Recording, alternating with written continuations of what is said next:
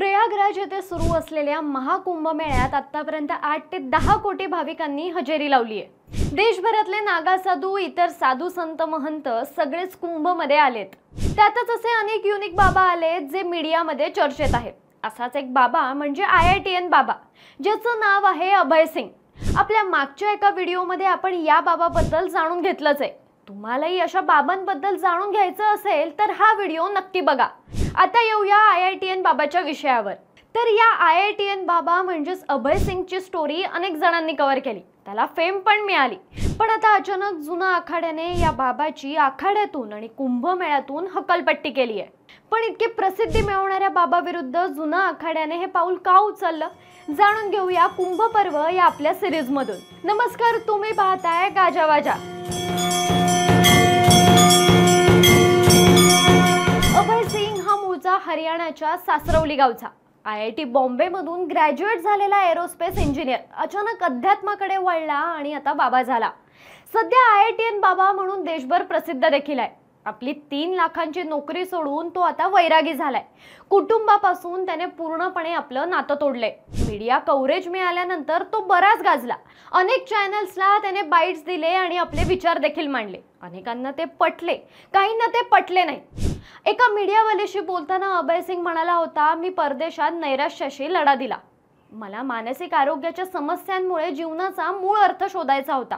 त्यामुळे मी आपली उच्च पगाराची नोकरी सोडली आणि अध्यात्म शिकण्यासाठी कॅनडामधून भारतात पुन्हा आलो। अभय सिंग सांगतो की लहानपणापासूनच तो त्याच्या घरी होणाऱ्या कौटुंबिक हिंसाचारामुळे त्रस्त होता। दिवसभर भांडण सुरू असायचं, त्यावेळी मी मध्यरात्री उठून अभ्यास करायचो। त्यामुळे एकंदरीत त्याच्यावर किती खोल परिणाम झाला होता हे कळून येतं। कॅनडामध्ये 36 लाखांचं पॅकेज घेत असतानाही त्याला या सर्व गोष्टी स्वस्त बसू देत नव्हत्या। त्यामुळे जॉब, मित्रपरिवार सगळं सोडून त्याने शेवटी बाबा बनण्याचा निर्णय घेतला। यंदाचा हा त्याचा पहिलाच कुंभमेळा आणि याच कुंभमेळ्यात तो प्रचंड प्रसिद्ध झाला। अनेक माध्यमांनी त्याची स्टोरी दाखवायला सुरुवात केली। IITN असतानाही त्याने हा निर्णय का घेतला हाच प्रश्न अनेकांना स्वस्त बसू देत नव्हता।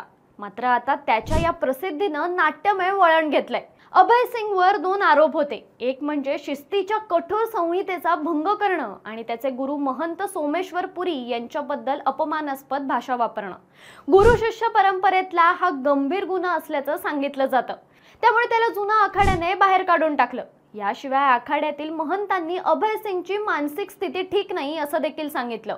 अभय सिंगच्या सतत माध्यमांवरील देखाव्यामुळे त्याच्या मानसिक स्थितीवर परिणाम होतोय आणि यामुळे तो आणखी अयोग्य वर्तन करतोय असं जुना आखाडा आश्रमातील साधूंचं म्हणणं आहे। तो ड्रग्ज घेऊन विचित्र नृत्य करतो असंही त्याच्यावर आरोप करण्यात आला। अभय सिंग जोपर्यंत आखाड्याच्या तत्वांचा आदर करत नाही आणि त्यांच्या शिस्तीचं पालन करत नाही तोपर्यंत त्याला आखाडा छावणी आणि परिसरात जाण्यासही बंदी असणार आहे असं आश्रमाचे साधू म्हणाले। आणि याच कारणाने जुना आखाड्याच्या शिस्तपालन समितीनं त्याची हकलपट्टी केली आहे। दरम्यान यावर स्वतः अभय सिंगनेही प्रतिक्रिया दिली आहे। तो म्हणाला की मी प्रसिद्ध झालो आणि मी त्यांच्याबद्दल काहीतरी उघड करू शकतो असं त्यांना वाटतंय। पण मी अजूनही धार्मिक मेळाव्यालाच उपस्थित आहे। मला कोणीही कुठेही हकललेलं नाही। हे मानसशास्त्रज्ञ कोण आहेत ज्यांना माझी मानसिक स्थिती माझ्यापेक्षा चांगली माहिती आहे? मला प्रमाणपत्र देण्यासाठी त्यांना माझ्यापेक्षा जास्त माहिती असली पाहिजे। आता जुना आखाड्याच्या दाव्यांना आव्हान दिल्यामुळे अभय सिंगचा वाद वाढतच चाललाय। तसंच आखाड्याने हकलपट्टी केली तरी महाकुंभमेळ्यात त्याची उपस्थिती कायम असल्यामुळे आता पुढे अभय सिंग म्हणजेच IITN बाबाबद्दल कुंभमेळ्याचा हाय कमांड काय निर्णय घेणार हे महत्त्वाचं ठरणार आहे। अशाच कुंभमेळ्यातील नवनवीन गोष्टी जाणून घेण्यासाठी गाजावाजाला लाईक, शेअर, फॉलो आणि सबस्क्राईब करायला विसरू नका।